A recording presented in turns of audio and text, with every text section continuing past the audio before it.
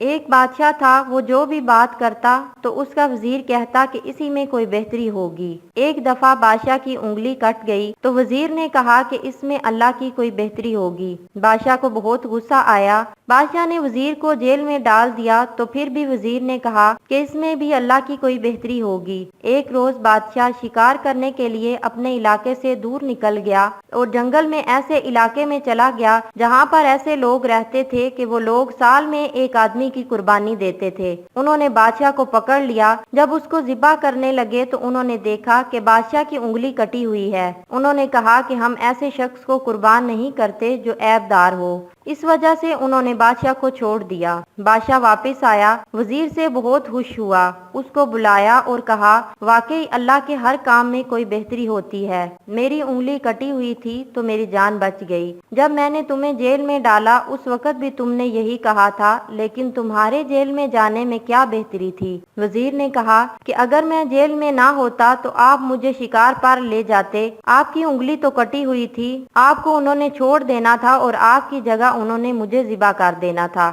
اب سمجھ آئی کہ اللہ کے ہر کام میں بہتری ہوتی ہے۔ اے انسان، تقدیر کے لکھے پر کبھی شکوہ نہ کیا کر، تو اتنا عقل مند نہیں جو رب کے ارادے کو سمجھ سکے۔